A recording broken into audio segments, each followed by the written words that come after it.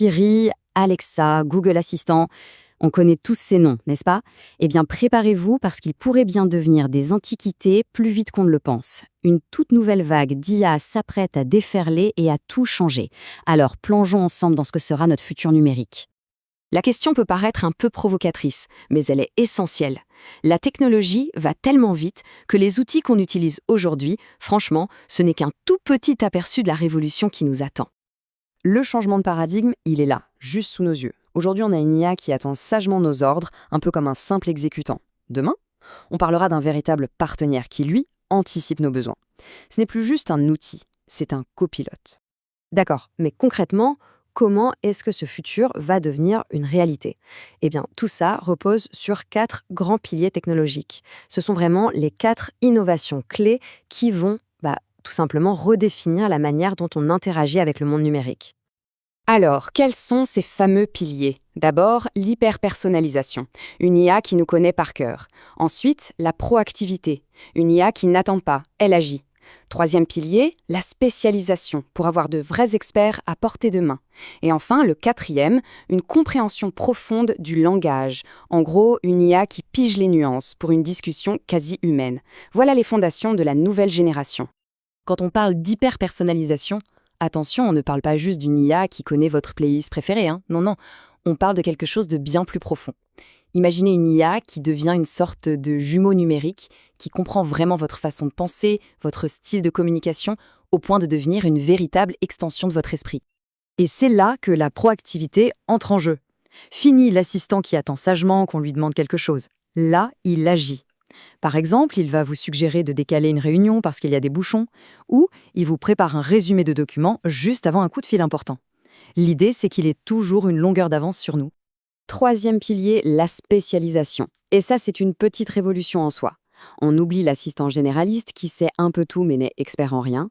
L'avenir, c'est de se constituer sa propre Dream Team d'IA.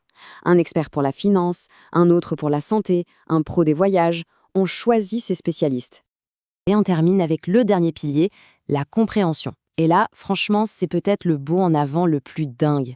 L'IA ne va plus juste comprendre les mots, elle va lire entre les lignes, saisir l'ironie, l'urgence, l'émotion derrière ce qu'on dit. La qualité de l'échange va être complètement transformée, ça n'aura plus rien à voir. Bon, maintenant qu'on a posé les bases techniques, la question c'est qui sont les acteurs en lice? Parce que, attention, ce n'est pas juste une guerre de produits, c'est un véritable choc des titans avec des philosophies sur l'IA qui sont radicalement différentes. Alors, jetons un œil aux 4 grands concurrents qu'on pourrait voir émerger. Chacun a sa propre vision, son propre credo. On aurait Google, qui veut créer une intégration totale, Apple, qui se place en gardien de nos données, Amazon, lui, veut être le majordome qui simplifie le quotidien. Et puis il y a l'alternative open source, qui promet une liberté de choix absolue. Prenons Ether, l'assistant version Google. L'idée ici, c'est d'être le centre névralgique de tout. L'objectif, c'est une intégration parfaite et invisible dans tout l'écosystème Google, avec un accent mis à fond sur la proactivité et l'interconnexion entre tous les services. À l'opposé complet du spectre, on a Kairos par Apple. Eux, ils misent tout sur une seule carte, la confiance et la confidentialité. La stratégie est limpide, un maximum de calculs se fait directement sur l'appareil, en local. Tout reste bien au chaud dans l'écosystème fermé et hyper sécurisé d'Apple. Ensuite, Odyssée d'Amazon. C'est en quelque sorte l'évolution logique d'Alexa. Son but, rendre la vie de tous les jours plus simple, plus efficace. Il sera profondément intégré à tout ce qui est e-commerce, maison connectée, logistique. C'est vraiment le majordome de l'efficacité. Et enfin, le 4e larron, Gaia, qui est un peu le contre-modèle. C'est l'option portée par le monde de l'open source. L'idée, c'est de défendre bec et ongle le choix de l'utilisateur, la transparence, le contrôle, bref, tout l'inverse des écosystèmes fermés des géants et la tech. On le voit bien, le choix qu'on aura à faire ne sera pas juste un choix technologique, ce sera bien plus que ça. En fait, il s'agira de choisir une philosophie, une vision de la place que le numérique doit avoir dans nos vies. Du coup, le compromis fondamental, il est assez simple à comprendre. D'un côté, on a les écosystèmes fermés, c'est super fluide, hyper pratique, mais on est un peu prisonnier du vendeur. De l'autre, on a les systèmes ouverts. Là, on a le choix, le contrôle, mais ça demande souvent un peu plus de configuration, un peu plus de boulot.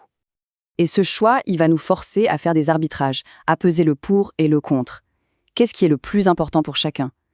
Est-ce que c'est la simplicité avant tout ou le contrôle total? la confidentialité absolue ou une personnalisation poussée à l'extrême? Un système clé en main ou la liberté de tout bricoler soi-même? Ce sont de vraies questions. On approche de la fin de cette analyse. Et une chose est sûre, la décision qu'on aura à prendre sera profondément personnelle.